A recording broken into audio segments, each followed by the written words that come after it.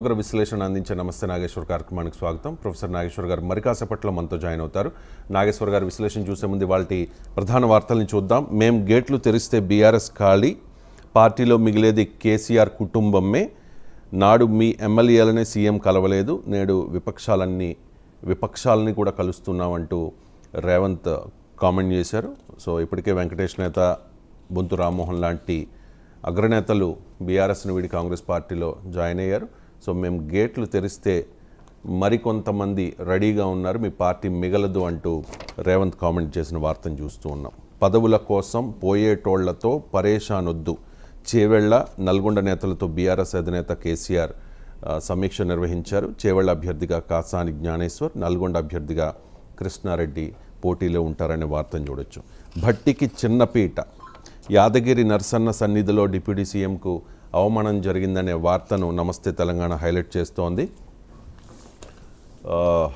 ఇది నమస్తే తెలంగాణలో భట్టికి చిన్నపీట అని చెప్పి బ్రహ్మోత్సవాల ప్రారంభంలో సీఎం రేవంత్ దంపతులు, ఇద్దరు మంత్రులకు పెద్దపీట, విక్రమార్కకు చిన్నపీటపై చెలరేగిన వివాదం. మొన్న ఫోటో తొలగించారు భట్టి విక్రమార్కది, నేడు చిన్నచూపు చూస్తూ ఉన్నారు.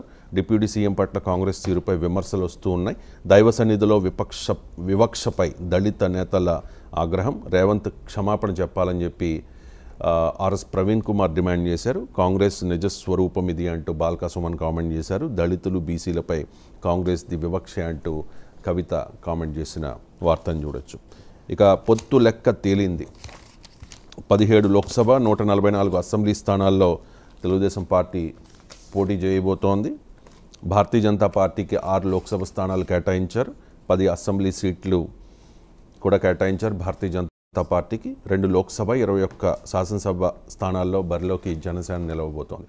118 స్థానాలను ప్రకటించారు. 94, 24 అంటూ 3 పార్లమెంట్ స్థానాలను కూడా కేటాయించారు. కానీ ఇప్పుడు భారతీయ జనతా పార్టీతో పొత్తు నేపథ్యంలో ఒక 3 అసెంబ్లీ, 1 పార్లమెంట్ స్థానాన్ని జనసేన పార్టీ త్యాగం చేయాల్సిన పరిస్థితి వచ్చింది. జనసేన సీట్లలో కోత, బీజేపీకి సీట్ల సర్దుబాటుకు జనసేన అసెంబ్లీ స్థానాల్లో 3 తగ్గించిన బాబు, చంద్రబాబు, పవన్, గజేంద్ర సింగ్ షెకావత్ చర్చల తర్వాత ఉమ్మడి ప్రకటన. అన్ని అసెంబ్లీ సీట్లలోనూ ఓటమి తప్పదు, నైరాస్యంలో జన సైనికులు ఉన్నారు.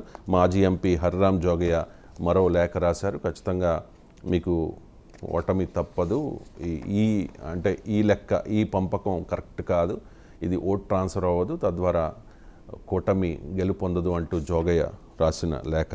1000 కార్లతో రండి, భోజనాలు మీరే తెచ్చుకోండి, అభిమానులకు ముద్రగడ పద్మనాభం లేఖ రాశారు. ఈ నెల 14న వైఎస్ఆర్ కాంగ్రెస్ పార్టీలో చేరబోతున్నాను అంటూ ఒక లేఖ, అభిమానులకు ఒక లేఖ రాశారు. గౌరవ ప్రజానీకానికి మీ ముద్రగడ పద్మనాభం శిరస్సు వంచి నమస్కారములండి. ఈ మధ్య జరిగిన రాజకీయ పరిణామాలు మీ అందరికీ పేపర్ ఉంది మన దగ్గర, ప్లే చేయండి. మీ అందరికీ మీడియా ద్వారా తెలుసు అని అనుకుంటున్నానండి. గౌరవ ఆంధ్రప్రదేశ్ ముఖ్యమంత్రి వర్యులు జగన్మోహన్ రెడ్డి గారు పిలుపు మేరకు వైఎస్ఆర్సీపీలోకి వెళ్ళాలని మీ ఆశీస్సులతో నిర్ణయం తీసుకున్నానండి అని చెప్పి ఒక లెటర్ రాశారు. అందులో ఒకటి మెన్షన్ చేశారు, ఈ ప్రయాణంలో మీకు కావలసిన ఆహారము, ఇతర అవసరాలు మీ వాహనంలోనే తెచ్చుకోమని కోరుకుంటున్నానండి అని చెప్పి. సో ఎవరి మీద ఆధారపడాల్సిన అవసరం లేదు, మీరే తెచ్చుకోండి, మనం మందే తెచ్చుకుందామని ఆయన చెప్పిన ప్రయత్నం అన్నమాట.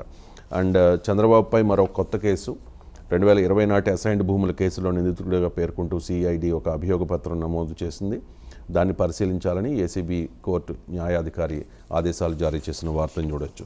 నాడు విమర్శించి నేడు పొత్తుల, రాష్ట్రంలో ప్రత్యామ్నాయ పార్టీగా AP United front, TDP, Janasena పార్టీని జేడి లక్ష్మీనారాయణ క్వశ్చన్ చేసిన వార్తను చూడొచ్చు. చంద్రబాబు జైలుకు వెళ్లకుండా ఉండేందుకే భారతీయ జనతా పార్టీతో పొత్తు అంటూ కొడాలి నాని కామెంట్ చేశారు.